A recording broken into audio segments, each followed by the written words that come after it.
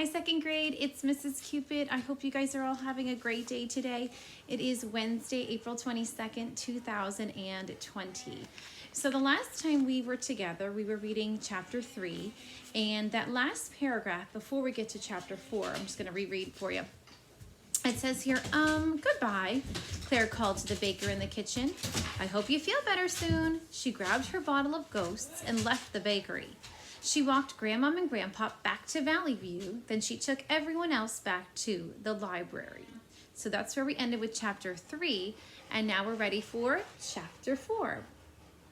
How do you find a missing ghost? And here we go. Claire hugged her orange juice bottle of Ghosts with one arm while she opened the door to the library with her other hand. Beckett hovered in the library entryway, close to the front door, but not so close that he might blow into the outside. Well, did you find Dave? He asked hopefully. No, Claire said, kicking the door closed behind her. So remember, Beckett was the ghost that we met in our last book together. Well, what happened? Beckett asked Kaz. Cosmo, Finn, and Little John passed through the bottle and expanded to their normal sizes. He backed away when Mom and Pops passed through. Well, we met some of Finn's friends, Little John said, but not Dave. Dave's gone. Gone, Beckett said. Yeah, no one knows what happened to him, Kaz said. We looked for him in a bunch of stores and restaurants downtown. So did the other ghosts at the movie theater. Wait, there are other ghosts at the movie theater?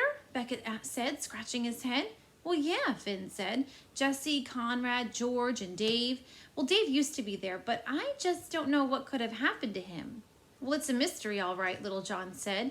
Beckett peered into the empty orange juice bottle. Where did your grandparents go? He asked. Did something happen to them too? Oh, no, I just took them back to Valley View, Claire said as she wiggled out of her jacket. They're old and tired, Mom said. She sounded pretty tired herself. Well, they don't think we'll find my brother. Frankly, I don't think we will either. With that, she and Pops drifted through the ceiling. Well, I'm sorry, Beckett said, hanging his head. So here is Claire and Kaz, and notice Beckett right in the middle. And this is the character that we met in our last story together. Come on, Claire said to Kaz, Finn, and Little John as he headed for the craft room. Kaz picked up Cosmo, and the ghosts followed Claire. We will find your Uncle Dave, Claire declared. And she pulled out a chair and sat down. Well, how? Asked Kaz. He's been gone forever. Well, we can start by finding my friend Dave, Finn said. He's only been gone a day. If we can find him, we can at least find out whether he's our Uncle Dave. Well, how are we going to find him? Kaz asked. Have Claire knock on every door in this whole town until we find him? Oh, there are just too many. Well, he may not even be in this town anymore, Little John said. The wind may have blown him into a whole different town. Well, you sound like you're giving up, Claire said to Little John. I've never known you to give up before. Little John bit his lip. Well, it does seem kind of impossible, he said in a small voice. Claire leaned back on her chair. You guys, we found your whole family. You thought that was impossible too, but we did it. Well, I'm not giving up, Finn said, folding his arms. If they want to give up, maybe you need to change the name of your little detective agency to C&F Ghost Detectives. C&F Ghost Detectives? No way, Kaz thought. Well, I'm not giving up either, he said. I just don't know what to do. Same, Little John said. Well, Claire said as she unzipped her bag and pulled out her notebook and pen. I like Finn's idea of looking for his friend Dave. It's a lot easier to find someone who's only been missing for a day rather than someone who's been missing for years and years. Well, if he's your long-lost uncle, the case is solved. If he's not, well, then we'll have to figure out what to do next. Kaz wasn't sure he agreed that it was any easier to find someone who's only been missing for a day. So how do we find him, he asked again. Well, we could put flyers up like people do when they're trying to find a lost dog, Claire suggested.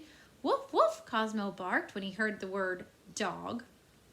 It could say, have you seen this ghost? If so, call C&K Detectives, Claire went on. Who's going to call and say, yeah, I saw that ghost, Finn asked. Most solids aren't like you. They can't see ghosts. Well, they can if the ghost is glowing, Claire reminded him. That boy Eli called Claire because you kept glowing around him, Little John pointed out. True, Finn said. Claire turned to a clean sheet of paper in her notebook and said, what does your friend Dave look like, Finn? Well, I bet he has hair and wears clothes, Kaz said. Finn snorted. Well, he definitely wears clothes. I can't say much about his hair. It's covered up by a baseball cap. Well, what else? Claire asked as she drew a man with a baseball cap. Finn peered over Claire's shoulder. Oh, he's bigger than that. His stomach is like this. Finn cupped his hands around his own stomach to show Claire how big Dave's stomach was. And he wears a t-shirt and jeans while Claire kept drawing. So here's Claire drawing and Finn kind of demonstrating what he looks like. Oh, that's good, Finn said. It really looks like Dave. Claire ripped the page from her notebook, then pushed back her chair. Well, let's go make copies of this. Tomorrow we can put them up around town. The next day, Kaz, Finn, and Little John traveled with Claire inside her water bottle. Their parents stayed at the library with Cosmo. Claire pinned flyers to bulletin boards inside grocery stores and coffee shops. She stapled them to trees and utility poles, and she taped them to windows and mailboxes. And here's Claire putting up some signs around town. And notice the little water bottle here filled with all of the ghosts. Who knew this town was so big, Finn said, drifting to the bottom of Claire's water bottle. I am exhausted. You're exhausted, Claire said to Finn. You're not the one who's been walking all over. She set her water bottle down on the sidewalk outside the movie theater, while she taped another poster to a large mailbox by the window. If you're so tired, maybe we should go inside and watch a movie, Little John said. Hey, that's actually a really good idea, Finn said. We could find out if Dave came back. Well, why not, Claire said. She picked up her water bottle and went inside the movie theater. So I wonder if something's going to happen while the kids are inside the movie theater. And is Finn's friend Dave the same as Uncle Dave? There's so many questions that I hope we get answered soon. So tomorrow's chapter is Chapter 5, More Missing Ghosts.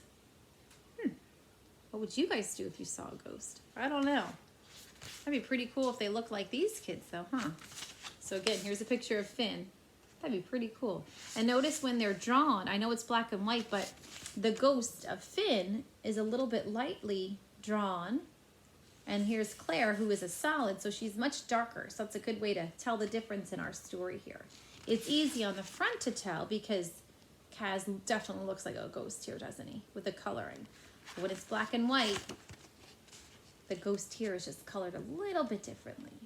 So boys and girls, tomorrow we'll find out first of all, if they go inside the movie theater, what they see, and what adventure lies inside this movie theater.